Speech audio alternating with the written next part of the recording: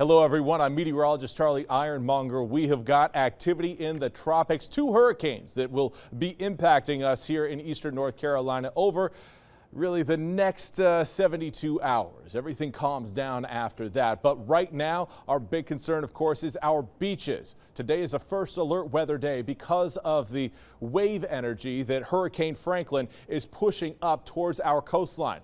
Hurricane Franklin currently a Category 4 hurricane with maximum sustained winds of 130 miles an hour. These are the numbers as of the 11 a.m. update on Tuesday. Pressure 941 millibars. That has actually gone up over the past 12 hours, which is a sign of weakening. Now that northeasterly movement at 12 miles an hour will help accelerate this storm out of eastern North Carolina's range of impacts. But what we are going to eventually see is the wave energy from Franklin decreasing along our coastline, only to be picked up again by Idalia, which is focused a little bit further down into the Gulf. You can actually see that circulation down there. But before we get to Idalia, let's talk a little bit more about this wave energy. Look at just how strong those waves are. We're looking at around 12 to 15, even up to around 18-foot waves around the center of Franklin. Now, will we see those waves? No. But we will see some very high waves. Right now, we're anticipating around 6 to 9 foot surf reaching our coastline. That will lead to beach erosion. It will lead to high rip current threats, high surf, obviously, but also a chance of some minor coastal flooding throughout the day with moderate coastal flooding possible as, again, we reach the high tide times. That's generally today going to be between around 6 to 7 p.m. We'll get into a better look at those high tide times coming up here in just a few moments, but do want to give you guys again a look at the impacts that we are going to see today. Winds sustained at 25 to 35 miles an hour will be blowing along our coastline. Inland areas really not seeing that same sort of wind threat. It may be breezy at times, but you're certainly not going to go outside, feel the breeze and say, oh yeah, this is from a hurricane. No, these are just some light breezes rolling by eastern North Carolina, more generated from shower potential and thunderstorm potential later on today. It is based around a stationary front. We'll get into that coming up here in just a few moments. But now, again, let's talk a little bit about some of those high tide times. For Jeanette's Pier, 6:45 p.m. for high tide. Should see a rise of around 4.2 feet from normal for that high tide in Jeanette's Pier. For Cape Hatteras, I believe it goes up to around 4.7 foot above normal at 6:49 for your high tide. As we head towards Ocracoke, the high tide not going to be quite as high as what we'll have for, say, Hatteras, but timing going to be a little bit after 7:03 p.m. for Ocracoke's high tide. Atlantic Beach right around 6:46 p.m. and finally the New River Inlet at around 7:04 p.m. So that gives you an idea of, if you are watching from the coast, gives you an idea of when your highest potential is for some of that coastal flooding. Generally, again, between around, let's say, 6:30 and around 7:05. But this stationary front could lead to some rain showers later on today. Won't have any major impacts, unfortunately, on Franklin, but it will help push Idalia out to sea once it moves closer and closer to eastern North Carolina. Expect that to happen late Wednesday night into the early hours of your Thursday morning. But we also need to keep an eye on a frontal boundary. There it is moving down out of Canada. This stationary front, hence the name, stationary, isn't going to move without something giving it a good shove. And even though Idalia is a Category 1 hurricane currently, possibly reaching Category 2 hurricane later on in the forecast period, it's not strong enough to really push around this stationary front all that much. Now, this boundary certainly is. And this is where we are going to get our saving grace. As this stationary front continues to slide down out of Canada into, again, Pennsylvania, Ohio, parts of New York, Idalia will be moving up the Carolina coastline, producing lots of rain showers, windy conditions, high surf events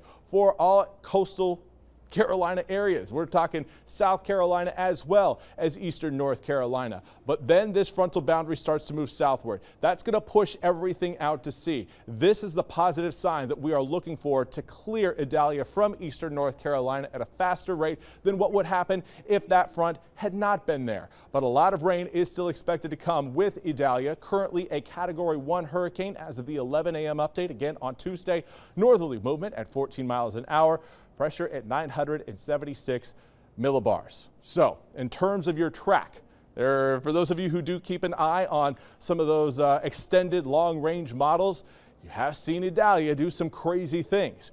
That certainly is highlighted by this larger area of uncertainty out past Friday. We've seen things like the system kind of coming up and then kind of curving back up to the north. We've seen full-on loop-de-loops where Idalia comes around and does a nice little spin move there in the Atlantic off of our coastline. Regardless, it will stay far enough away from us to keep the rain and wind away. Once we get past, I would say, Thursday night at around 8 p.m. By that point, any lingering showers are going to be light and scattered and really won't have any sort of major impact on eastern North Carolina. Ahead of that time period, though, the rain is certainly going to be heavy. Potential rainfall anywhere between around 2 to 4 inches for most inland areas, but as you get closer and closer to the coastline, we could see upwards of around ½ a foot of rain come down from Wednesday night all the way through your Thursday evening into Friday morning. It's going to be a soaker of a system, and this is why, again, flash flooding threats are going to be the main concern with Idalia's pass by eastern North Carolina. Duplin County recently got soaked yesterday. Talking about 6 to 8 inches of rain came down over parts of Duplin County, saturating the grounds. Areas that saw a bunch of rain yesterday or will see a bunch of rain later on today. That stationary front will lead to some scattered showers. Those are the rain showers that can lead to a better chance of flooding down the line once Idalia moves in. So for Idalia, not tonight, not coming up for the rain showers tomorrow, but Idalia late Wednesday night into the early hours of your Thursday morning, we are anticipating 1 to 4 inches of rain coming down for inland areas. Sustained winds 20 to 30 miles an hour. Obviously, the direction will be changing as Idalia moves across our coastline. Gusts extending upwards around 30 to possibly 40 miles an hour for inland communities. The farther inland you go, the lower your wind speeds are going to be in terms of sustained winds as well as gusts. Finally, coastal communities, 4 to 8 inches of rain, possibly even higher than that for some select areas, will come down.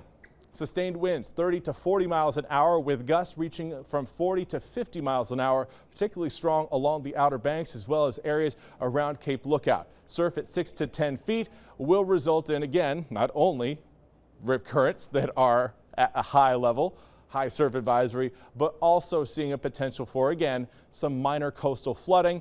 That minor coastal flooding threat will also be exacerbated by the rainfall coming down as well. So overall, this is going to be a system that is going to be blowing through eastern North Carolina. The good news is, I'll show you your 8-day forecast here. It's not going to linger, I would say, past Friday morning. Early hours of Friday morning, maybe a scattered shower or two here or there near the coastline. And we're not talking about storm. We're talking about light showers, really weak raindrops coming down early Friday morning. After that, we clear out and dry out for your Saturday, Sunday, Monday, and Tuesday. However, just because we dry out and clear out doesn't mean I think you should go towards the coast and get in the water. Rough rip current threats, or excuse me, high rip current threats will certainly be possible, if not a certainty on Friday. They should start to decrease as we head through the weekend, but we could still be looking at some dangerous rip current threats as we head into Saturday and possibly even Sunday. Thank you very much for tuning in to your First Alert forecast online. I'm meteorologist Charlie Ironmonger, and I hope you all have a great